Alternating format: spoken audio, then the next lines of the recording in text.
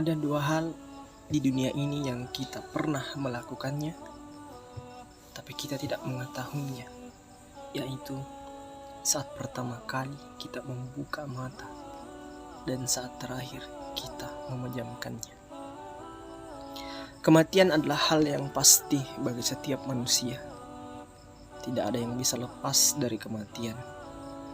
Tidak ada yang bisa sembunyi dari kematian. Baik tua, muda, kaya ataupun miskin. Baik dia presiden, guru, gubernur, wali kota dan sebagainya. Semuanya pasti akan mati. Kematian bisa datang kapan saja tanpa mengenal waktu. Jika sudah tiba waktunya, maka tidak dapat diundur lagi. Maka sebelum kita mati, sebelum kita meninggalkan dunia, maka kita harus menyiapkan bekal yang akan kita bawa mati. Bagaimana dengan orang yang hidup, orang yang kita tinggalkan? Ada satu amalan yang harus mereka lakukan sebagai bentuk persembahan terakhir bagi kita yang menjadi jenazah, yaitu menyolatkan kita atau sholat jenazah.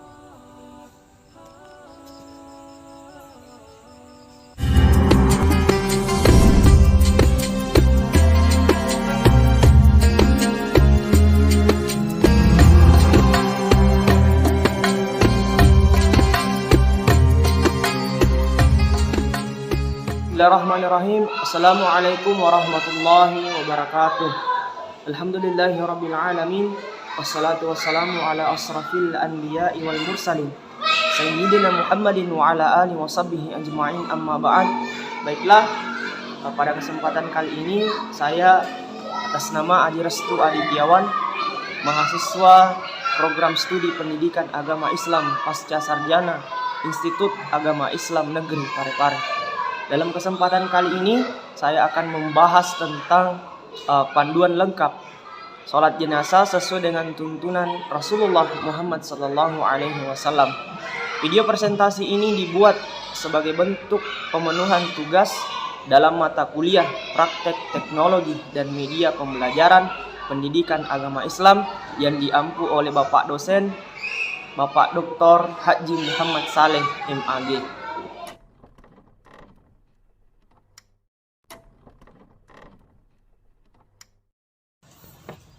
Adapun yang menjadi pembahasan kita dalam materi sholat jenazah ini dibagi menjadi beberapa sub materi. Yang pertama ada pengertian sholat jenazah, kemudian hukum sholat jenazah, dalil sholat jenazah, kemudian syarat sholat jenazah, waktu sholat jenazah, tempat sholat jenazah, dan yang terakhir adalah tata cara sholat jenazah. Baik, langsung saja yang pertama ke pengertian sholat jenazah. Sholat jenazah adalah sholat yang dilakukan apabila ada umat muslim yang meninggal dunia. Sholat ini hanya diperuntukkan bagi umat muslim. Setiap muslim yang meninggal, baik laki-laki maupun perempuan, wajib disolati oleh muslim yang masih hidup. Sholat ini adalah sholat terakhir yang dilaksanakan oleh jenazah sebelum diantarkan ke alam kubur. Kemudian bagaimana dengan hukum sholat jenazah? Sholat jenazah hukumnya wajib kifayah, yakni kewajiban yang pelaksanaannya dapat tercukupi manakala telah ditunaikan oleh sebagian kaum muslimin. Namun jika tidak ada yang melaksanakannya, maka seluruh kaum muslimin berdosa karenanya. Selanjutnya adalah dalil sholat jenazah. Jadi ketika kita berbicara tentang dalil sholat jenazah, maka kita kembali kepada Al-Quran dan juga hadis. Ada begitu banyak dalil di dalam hadis yang menjelaskan tentang sholat jenazah. Meskipun di dalam Al-Quran tidak dijelaskan secara eksplisit tentang sholat jenazah, tetapi banyak ayat yang menyinggung tentang kematian yang tentunya berhubungan dengan sholat jenazah. Seperti berikut ini hadis riwayat Bukhari nomor 1239 tentang kitab jenazah yang dengan keutamaan mengantarkan jenazah. Kemudian yang selanjutnya ada hadis yang bersumber dari Quraib. Kemudian yang ketiga ada hadis yang bersumber dari Aisyah radhiyallahu anha. Dia berkata bahwa barang siapa yang disolati oleh 100 orang maka doa mereka akan dikabulkan. Yang keempat, hadis yang bersumber dari Malik bin Hubairah. Kemudian di dalam Al-Quran ada dalam Al-Quran surah Al-Imran ayat 185 sampai 186, Quran surah Al-Jumu'ah ayat 6 sampai 8. Nah, kemudian yang selanjutnya adalah syarat sholat jenazah. Dalam melaksanakan sholat jenazah tentu memiliki syarat sah yang wajib dipenuhi. Antara lain adalah yang pertama, bersih dari hadas dan najis, menutup aurat, dan menghadap kiblat. Kemudian yang selanjutnya adalah sholat jenazah harus didirikan setelah jenazah dimandikan dan juga dikafani. Dalam pengurusan jenazah, sholat jenazah adalah langkah yang ketiga setelah proses memandikan dan juga mengafani. Kemudian waktu sholat jenazah, tidak ada waktu khusus dalam pelaksanaan sholat jenazah. Layaknya sholat fardu, sholat jenazah boleh dilakukan kapan saja, kecuali pada 3 waktu yang terlarang, yaitu yang pertama saat matahari terbit sampai agak meninggi. Kemudian yang kedua saat matahari berada tepat di pertengahan langit. Kemudian yang ketiga saat matahari hampir terbenam. Kemudian yang selanjutnya yang menjadi pembahasan kita adalah tempat pelaksanaan sholat jenazah. Sebagaimana yang kita ketahui bahwa sholat jenazah berbeda dengan sholat-sholat fardu ataupun sholat sunnah lainnya.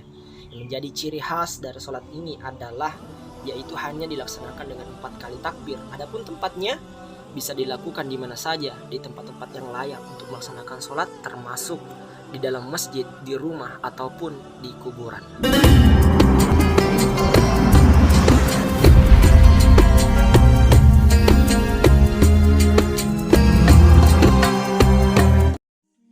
Yang selanjutnya kita tiba kepada pembahasan inti, yaitu tata cara pelaksanaan sholat jenazah. Yang pertama dalam pelaksanaan sholat jenazah yaitu kita memperbaiki niat kita. Adapun lapas niatnya untuk mayit laki-laki adalah sebagai berikut: usolli ala hadzal mayyiti arba takbiratin farda kifayatin imaman ataukah makmuman lillahi ta'ala. Jika kita sebagai imam, maka kita membaca imaman. Jika kita sebagai makmum, kita cukup membaca makmuman lillahi ta'ala, yang artinya saya niat sholat atas jenazah ini 4 kali takbir fardu kifayah sebagai imam atau makmum karena Allah ta'ala. Adapun lapas niatnya untuk mayit wanita adalah sebagai berikut: usolli ala hadzal mayyitati arba takbiratin fardu kifayatin imaman atau makmuman lillahi ta'ala. Yang selanjutnya dalam pelaksanaan sholat jenazah dilaksanakan secara berjamaah. Sholat jenazah lebih utama dilakukan secara berjamaah. Hal ini sesuai dengan sabda Rasulullah Shallallahu Alaihi Wasallam dalam hadis riwayat Ahmad penduduk Madinah dalam bab hadis Malik bin Hubairah radhiyallahu anhu, yang artinya tidaklah seorang mukmin yang meninggal lalu ada sekelompok orang yang mensolatinya sampai 3 saf kecuali pasti dia diampuni. Jika keluarga jenazah sedikit, Malik bin Hubairah tetap menjaga agar bisa dijadikan 3 saf. Yang selanjutnya, yang ketiga adalah posisi imam. Jika kita menjadi imam dalam sholat jenazah, hal yang harus kita perhatikan adalah posisi berdiri kita, yaitu jika mayatnya adalah seorang laki-laki, maka sebagai imam kita berdiri di depan kepala mayat. Jika mayatnya adalah seorang wanita, maka imam berdiri di depan area pusarnya seperti yang tampak pada gambar berikut. Nah, setelah mengetahui posisi imam, yang selanjutnya adalah sholat jenazah ini dilakukan tanpa ruku dan juga sujud. Dalam pelaksanaan sholat jenazah dilakukan dengan berdiri tanpa ruku, sujud, dan duduk. Hal ini tentu berdasarkan hadis Rasulullah Shallallahu Alaihi Wasallam dalam hadis riwayat Bukhari, yang artinya telah menceritakan kepadaku Abdullah bin Abu Syaibah, telah menceritakan kepada kami Yazid bin Harun dari Sulaim bin Hayyan, telah menceritakan kepada kami Sa'ad bin Minah dari Jabir bin Abdullah radhiyallahu anhuma bahwa Nabi Shallallahu Alaihi Wasallam melaksanakan sholat atas meninggalnya Najasyi. Beliau bertakbir sebanyak 4 kali.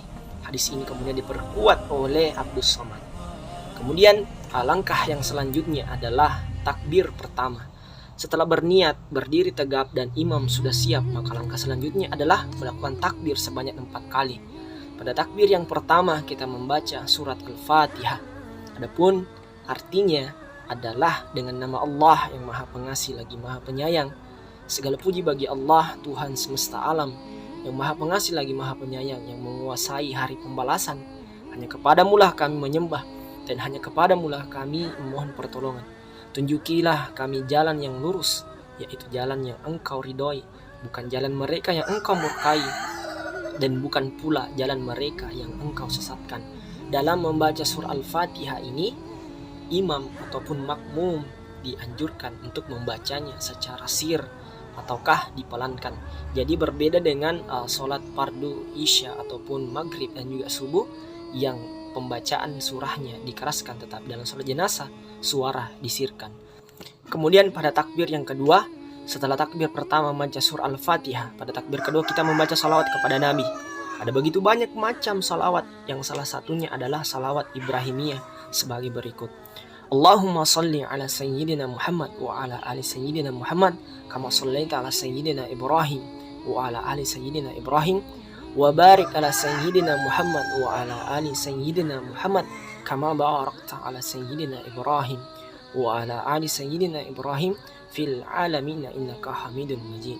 Yang artinya, ya Allah, berilah kasih sayang kepada junjungan kita Muhammad sallallahu alaihi wasallam beserta kepada para keluarganya, sebagaimana Engkau memberi kasih sayangmu kepada junjungan kita Nabi Ibrahim dan keluarganya, dan berkatilah kepada junjungan kita Nabi Muhammad dan keluarganya sebagaimana Engkau memberkati junjungan kita Nabi Ibrahim dan keluarganya. Di antara makhluk-makhlukmu sesungguhnya Engkau yang maha terpuji dan juga maha mulia. Baik, yang selanjutnya adalah takbir ketiga dan juga takbir keempat. Nah, pada takbir ketiga ini kita dianjurkan untuk membaca doa. Adapun doanya adalah Allahumma gfir lahu warhamhu wa'afihi wa'fuwanhu wa akrim nuzulahu wa wasih mudkhalahu wa'silhu bil ma'i wal thalji wal baradi wa naqqihi minal khatayah kama naqqawta thawbal abyada minad danasi wa abdilhu daran khairan min darihi wa ahlan khairan min ahlihi wa zawjan khairan min zawjihi wa adkhilhu jannata wa a'idhu min azabil qabri au min azabin nar. Yang artinya, ya Allah, ampunilah dia laki-laki, berilah rahmat kepadanya, selamatkanlah dia dari beberapa hal yang tidak disukai, maafkanlah dia dan tempatkanlah di tempat yang mulia yaitu surga. Luaskan kuburannya, mandikan dia dengan air salju dan air es, bersihkan dia dari segala kesalahan sebagaimana Engkau membersihkan baju yang putih dari kotoran. Berilah rumah yang lebih baik dari rumahnya di dunia. Berilah keluarga atau istri di surga yang lebih baik daripada istrinya di dunia, dan masukkan dia ke surga. Jagalah dia dari siksa kubur dan neraka. Yang teman-teman perlu perhatikan di sini, jika domirnya jika mayitnya adalah seorang laki-laki, maka kita tidak perlu merubah domir hu tadi. Namun jika mayitnya adalah seorang wanita atau perempuan, maka domirnya berubah menjadi ha. Maka doanya berubah menjadi Allahumma gfir laha warhamha wa'afiha wa'fuwanha dan seterusnya. Adapun takbir yang keempat, kita membaca doa yaitu Allahumma la tahrimna ajrahu wa la tabtinna ba'dahu waghfir lana walahu wa li ihwanina alladhina sabaquna bil iman wa la taj'al fi qulubina ghillan lil ladzina amanu rabbana innaka raufur rahim. Yang artinya, ya Allah, janganlah kiranya pahalanya tidak sampai kepada kami, dan janganlah Engkau memberi kami fitnah sepeninggalannya. Ampunilah kami dan dia, dan bagi saudara-saudara kami yang mendahului kami, dan janganlah Engkau menjadikannya di dalam hatinya kami kebencian terhadap orang-orang yang beriman. Wahai Tuhan kami, sesungguhnya Engkaulah Maha Pengampun lagi Maha Penyayang. Seperti halnya pada doa yang ketiga, takbir yang ketiga, pada takbir yang keempat ini teman-teman juga perlu memperhatikan domirnya. Setelah membaca doa pada takbir ketiga dan juga takbir keempat, maka yang terakhir adalah salam. Setelah selesai membaca doa, maka selanjutnya yaitu membaca salam sambil menoleh ke arah kanan, dan juga tangan kanan kita diluruskan ke bawah. Kemudian membaca salam Assalamualaikum warahmatullah, kemudian menoleh ke kiri serta mengikut tangan kiri kita lurus ke bawah dengan membaca Assalamualaikum warahmatullahi wabarakatuh. Materi yang sempat saya sampaikan, yang sempat saya presentasikan dalam kesempatan kali ini tentang materi sholat jenazah, mulai dari materi pengertian sholat jenazah sampai kepada intinya, yaitu tata cara pelaksanaan sholat jenazah. Mudah-mudahan video presentasi ini dapat bermanfaat bagi kita semua, khususnya bagi pribadi yang berbicara, khususnya bagi pemateri itu sendiri. Dan alhamdulillah jika video presentasi ini dapat memberikan manfaat juga kepada teman-teman yang sempat menonton video presentasi ini.